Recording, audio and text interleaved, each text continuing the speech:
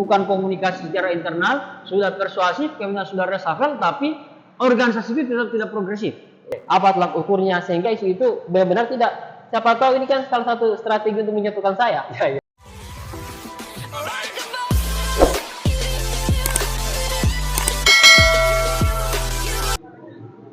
Untuk menjadi seorang pemimpin tidak cukup jika hanya intelektual.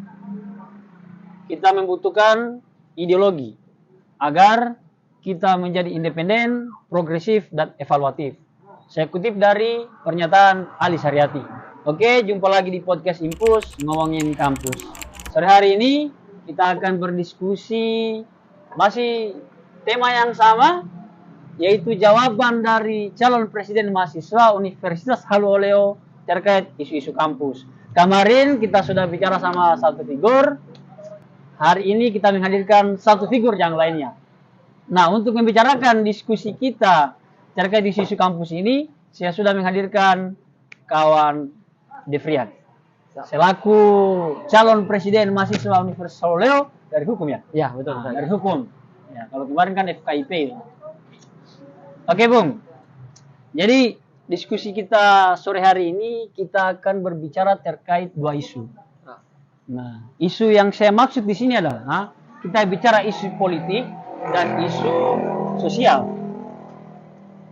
Nah, untuk isu politik yang kita bicarakan pertama, kalau kita melihat problem-problem politik kampusnya kita itu tidak terlepas dari tidak harmonisnya sinergitas masing-masing lembaga. Ya. Berdasarkan fenomena itu, bagaimana kawan Devrian menanggapi ketidakharmonisan politik yang selalu terjadi di kampusnya kita? Ya. Baik, terima kasih Kak. Pertama-tama ucapan terima kasih saya sudah diundang pada sore hari ini. Sekiranya untuk bisa sharing bersama dan bertukar pikiran kira-kira bagaimana kedepannya UHO ini. Ya. Terutama dan terkhususnya di kelembagaan. Menanggapi persoalan tadi, memang namanya politik itu perbedaan pandangan dan pilihan itu saya rasa hal yang wajar. Ya, betul. Namun yang menjadi kekeliruan kita bersama sebagai mahasiswa yang kaum intelektual adalah menjadikan perbedaan itu menjadi permusuhan. Ya. Saya rasa dan mungkin kita juga akan sepakat bahasanya itu tidaklah benar dan tidak patut dicontohi. Ya.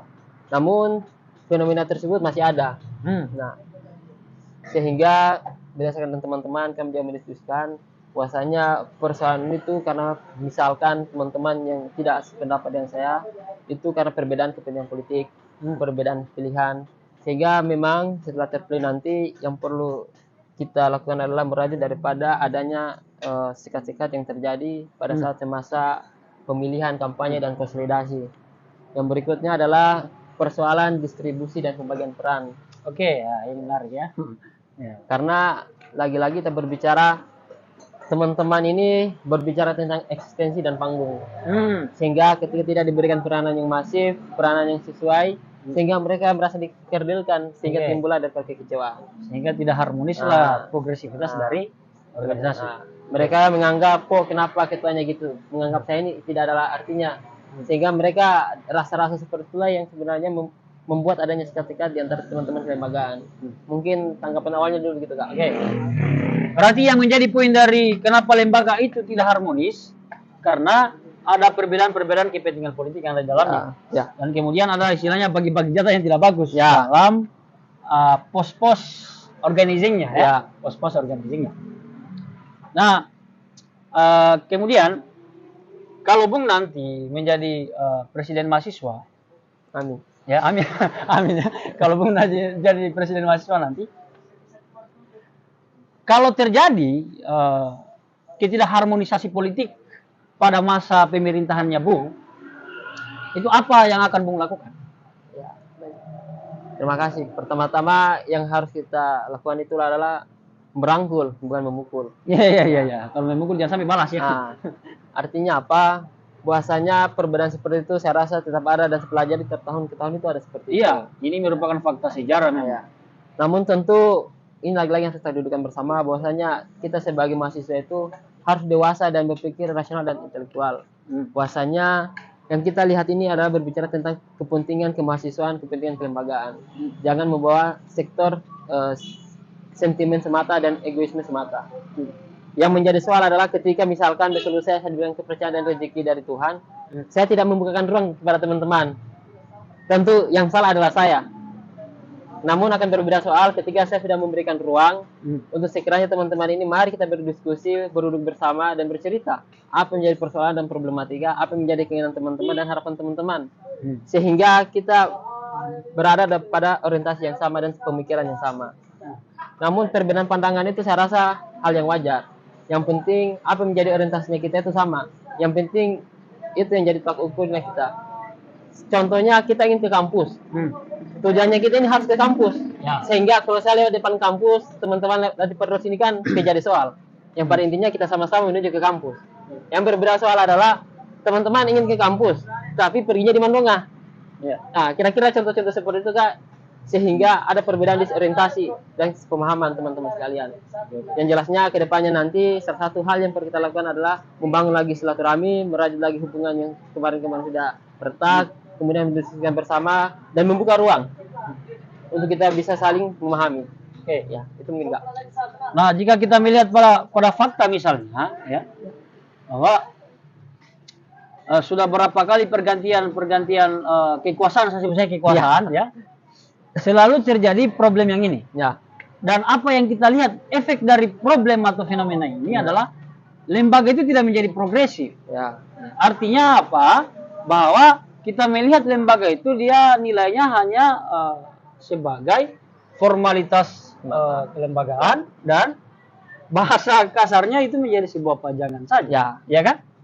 Nah, kalau melihat fenomena bahwa harmonisasi atau ketidakharmonisisan politik itu berefek pada ketidakprogresifan itu, apakah Bung masih optimis ya menjadi calon ketua BEM terkait dengan fenomena-fenomena yang selalu terjadi setiap tahunnya ini?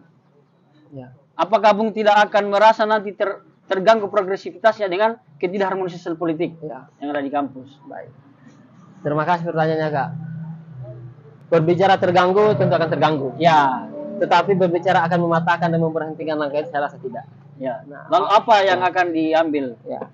Jadi kembali dari awal tadi Kak, bahwasanya kita tetap membuka ruang untuk bisa komunikasi dan tidak menutup diri terhadap teman-teman sekalian.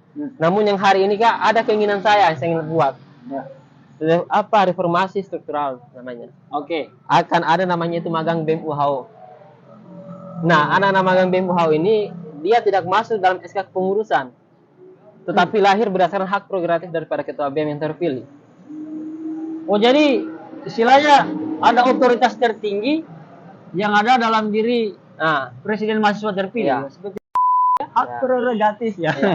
Artinya, lanjut. Artinya teman-teman adik-adik kita ini, saya kan angkatan 20 ya. Ya. Membuka ruang kepada adik-adik angkatan 21, 22, dan 23. Bagi adik-adik yang mempunyai kemampuan, punya skill, misalkan mereka pintar dalam membuat desain grafis, pintar membuat mengedit video, rajin membuat kajian, membuat artikel dan tulisan. Nah, dan mereka ingin berproses, tapi mereka belum dapat tempat proses baik di internal maupun di eksternal. Sehingga ruang-ruang inilah kita buka. Sehingga mereka berusaha bergabung sama-sama kami, sehingga ketika problematika itu hadir, seperti yang Kakak maksud, adalah mereka ini. Sehingga orientasi daripada magang BEM UHO ini bukan mencari eksistensi, melainkan mencari sebuah proses. Sehingga ketika rezim ini selesai, masa kepemimpinan ini selesai, mereka sudah punya pengalaman dalam organisasi, dalam memanage kegiatan, dalam eksekusi kegiatan, dalam berkelembagaan di internal maupun eksternal, sehingga mereka tidak kaku lagi kembali di fakultas. Sehingga mereka lah menjadi patron lagi ketika kembali di situ. Sehingga hal-hal seperti yang Kakak tadi sampaikan yang menjadi ketakutan itu menjadi apa yang harus kita pikirkan dan kita selesaikan bersama. Namun alternatif seperti inilah yang kami coba hadirkan sehingga kita tidak mati langkah dan tidak habis solusi. Kira-kira seperti itu Kak. Oke. Berarti solusi yang Bung tawarkan tadi terkait dengan jika nanti terjadi ketidakprogresivan itu, salah satu untuk mengantisipasinya maka Bung memberikan sebuah konsep yaitu magang. Ya. Magang untuk semua mahasiswa ini. Itu terbatas katanya, tergantung kebutuhan profesional ya. Tapi bukan untuk internal saja. Tidak untuk internal ya. terbuka secara umum teman-teman di UHAO. Oh, secara umum ya. Oke. Lanjut daripada itu, Bung. Ya. Persoalan harmonisasi lagi, Mas. Ya. Harmonisasi ini kan sebenarnya dasarnya kalau kita mau lihat adalah seperti di kupas di awal tadi Ya. itu ada perbedaan pandangan pribadi. Apa nanti yang akan Bung lakukan ketika menjadi presiden mahasiswa? Amin. Ya, amin. Ketika menjadi presiden mahasiswa, kemudian mendapat kritikan Ya.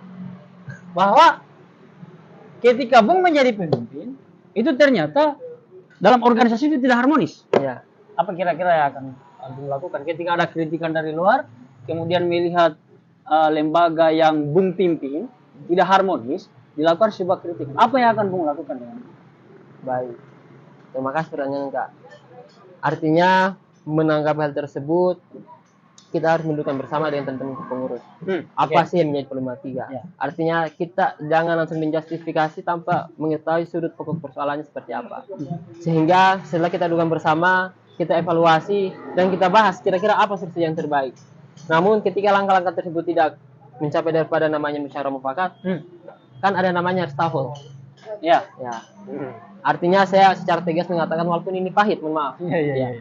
Daripada menjadi duri dalam tubuh yang akan menjadi penyakit Mengganggu kinerja, mending kita ganti dulu. Ya, ganti dulu ya.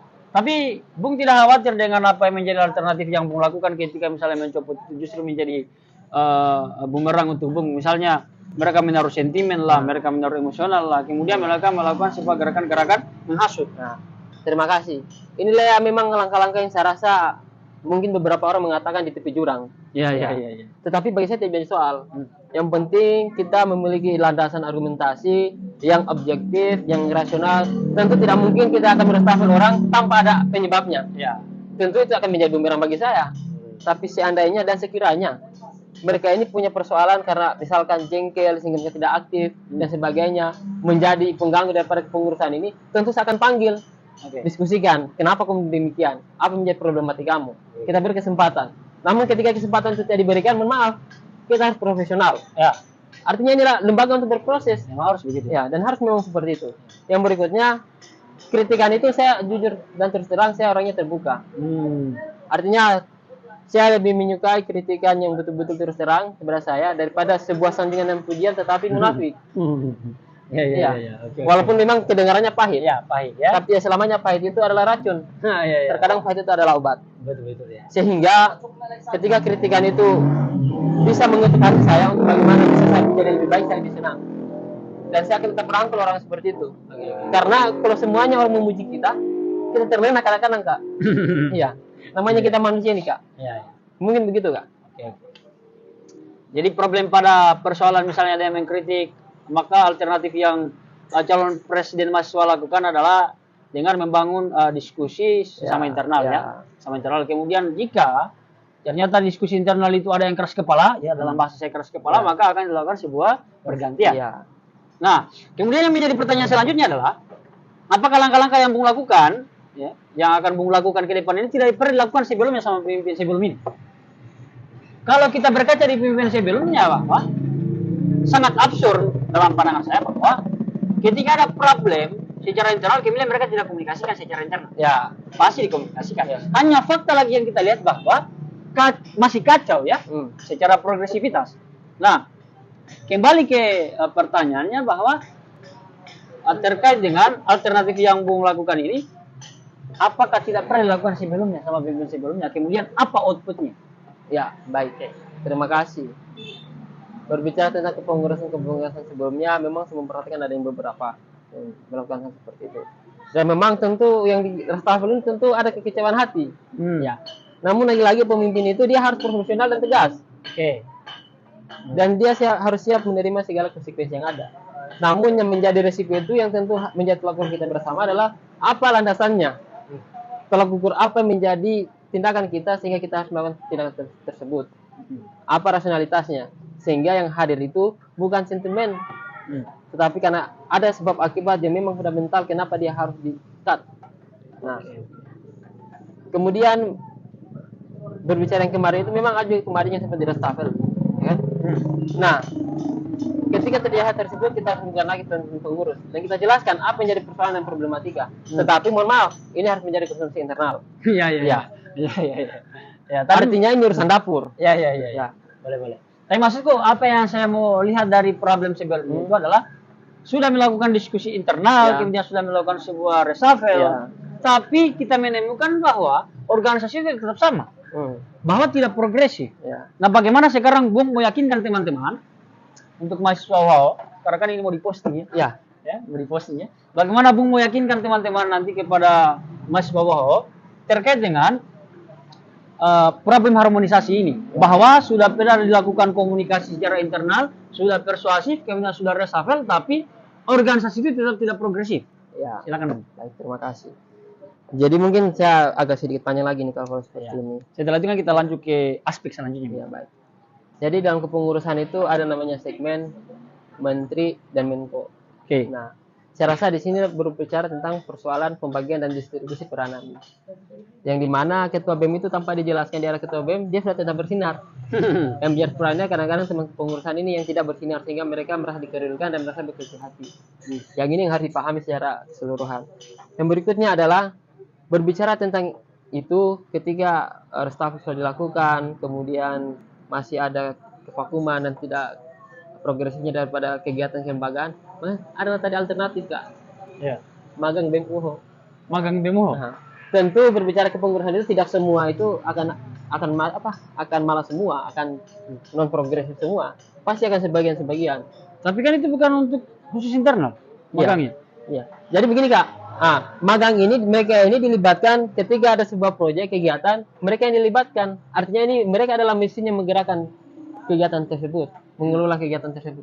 Sehingga para menteri dan segmen ini berurusan dengan administrasi, melakukan komunikasi. Seperti itu Kak. Sehingga tenaga daripada kegiatan terlaksana adalah anak-anak magang ini. Nah, sekarang apa hubungannya magang dengan harmonisasi? Begini Kak.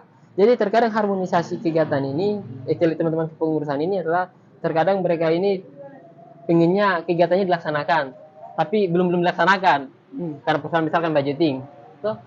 Sehingga ada keciburan. Kenapa yang sana terus, toh? Ya kan? Kadang-kadang begitu. Jadi di BEM UHO itu mereka kekurangan sumber daya manusia karena hanya segmen dan menteri. Banyak anggotanya dong. Enggak, begitu aja. Dia kepengurusan BEM UHO itu. 48 yang kemarin itu 48. Cukup banyak. Ya.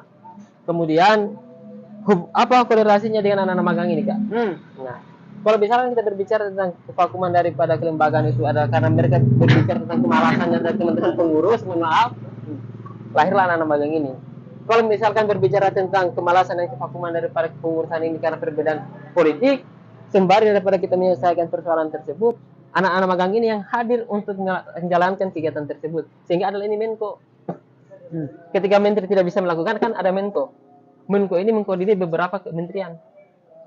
Sehingga ketika misalkan besok lusa ada kegiatan yang dimana melibatkan misalkan Menteri A dan Menteri B, yang mengkomando ini adalah Menko koordinasinya. Oke.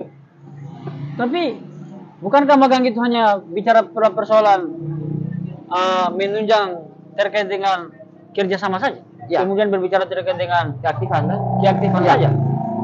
Di sini agak sedikit jauh dong dengan harmonisasi. Enggak. Kalau bagi saya berbicara tentang harmonisasi itu memang ada beberapa variabel yang mempengaruhi. Tentu yang pertama kan berbicara politik.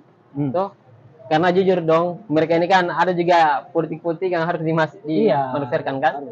Tetapi ketika hal tersebut mengganggu daripada apa yang menjadi keinginan kita bersama, terlaksananya program kegiatan, sehingga telah melakukan mediasi, duduk bersama, komunikasi, namun tidak lagi kembali kepada jalurnya, ini kan yang akan kita cut. Nah, kemudian menjaga cut ini tentu akan mempengaruhi lagi dari dalam kan. Nah, sehingga kita jelaskan persoalannya. Tetapi ini yang kita hanya tentang teman-teman kepengurusan, apa problematikanya dan apa alasannya, sehingga kita mengeluarkan teman-teman yang tadi. Oke. Jadi sekarang kita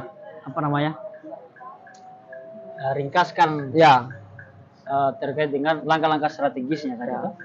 Langkah-langkah strategis yang akan Bung lakukan nanti ke depannya itu terkait dengan masalah harmonisasi politik. Itu yang pertama adalah Bung akan melakukan komunikasi internal. Itu yang pertama tadi ya. Kemudian yang kedua, jika komunikasi internal ini tidak teramini, ya maka Bung akan melakukan sebuah tindakan reshuffle. Kemudian yang ketiga itu terkait dengan magang. Jadi ada 3 solusi yang Bung tawarkan terkait dengan problem harmonisasi politik yang ada di kampus. Oke. Kita akan melangkah ke isu politik yang selanjutnya. Ini yang kayaknya yang paling seru enggak? Saya coba, masalahnya kan kita menjustifikasi seru itu saya belum bertanya ini. Damaikan saja saya. Oke, jadi yang kedua yang saya mau tanyakan itu persoalan sistem pemira. Oke kan? Jadi kan ini tidak terlepas dari persoalan-persoalan politik. Betul. Kenapa pemira masuk dalam persoalan politik? Karena kaitannya dengan mencetuskan pemimpin ini, transisi pemira seorang pemimpin kan? Nah, yang menjadi pertanyaan saya adalah terkait dengan pemira ini kan ada isu-isu. Banyak keterlibatan birokrasi lah, permainan service, kemudian permainan cybercrime. Nah, bagaimana Bung melihat isu-isu itu? Apakah Bung juga mengakui isu-isu itu adalah menjadi isu utama dalam pemiranya kita atau tidak? Baik, terima kasih. Saya rasa pertarungan politik yang saat itu dan beragam macam strategi dilakukan itu, tentu teman-teman rival saya ini tentu melakukan berbagai upaya. Atau mungkin bahkan oknum-oknum yang kita tidak tahu ya, oknum-oknum yang tidak bertanggung jawab. Semacam isu-isu tadi. Saya rasa itu salah satu hal yang wajar. Mereka lemparkan isu, yang penting jangan kampanye hitam lah istilahnya. Namun bagaimana sih cara menepis itu? Saya jujur secara pribadi saya tidak memikirkan persoalan itu. Tim-tim saya yang memikirkan itu. Karena apa yang jadi fokus kami adalah bagaimana kita bisa mencari suara dan meraup suara. Karena ketika kita memikirkan lagi isu, habis lagi energi dan pikiran, sehingga menguras lagi tenaga, Kak. Sehingga saya selalu ada isu seperti itu ketika saya bersilaturahmi misalkan dengan teman-teman fakultas lain. Kemudian ada isu seperti itu saya sampaikan. Terima kasih teman-teman sudah mendengar dan menyampaikan pesan itu. Hanya pernahkah teman-teman bertanya dan berpikirkan secara lebih dalam, apakah benar itu isu? Apa menjadi tolak ukurnya? Itulah yang saya mau tanyakan pada Bung, bahwa apakah Bung mengamini bahwa isu itu memang benar-benar terjadi di kampusnya kita? Yang saya alami terjadi ya. Yang saya alami karena ketika saya ke silaturahmi teman-teman yang lain, mereka mengatakan, mohon maaf Kevrian, ada isu-isu seperti ini, ada isu-isu seperti ini. Saya sampaikan, terima kasih teman-teman sudah sampaikan informasi. Tapi bagi saya kembali kepada teman-teman, kira-kira isu itu benar atau tidak? Tentu isu ini kan belum menjadi sebuah kebenaran, harus dicek apa landasan argumentasinya, apa tolak ukurnya, sehingga isu itu benar-benar tidak. Siapa tahu ini kan salah satu strategi untuk menjatuhkan saya, semisal. Dan itu bagi saya hal yang normal. Jadi kalau misalnya Bung mengamini bahwa memang dalam permainan politik di kampusnya kita ini ada beberapa keterlibatan birokrasi, kemudian permainan sifat dan lain sebagainya. Sekarang yang menjadi pertanyaan adalah, kenapa Bung masuk dalam persoalan itu?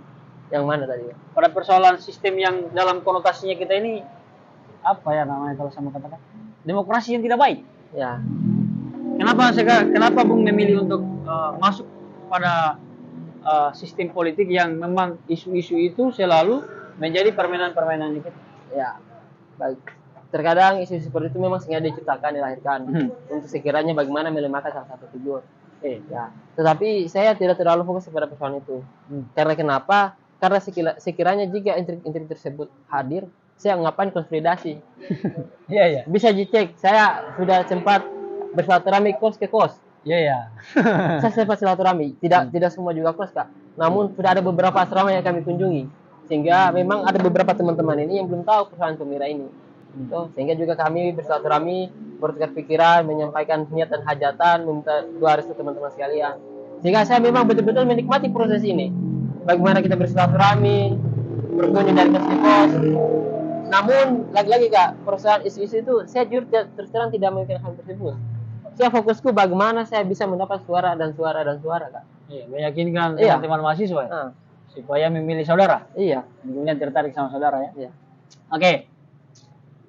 Kalau misalnya memang bahwa Bung dalam pencalonannya ini itu dilempar-lemparkan isu seperti itu, kemudian ternyata perlu dikaji kebenarannya.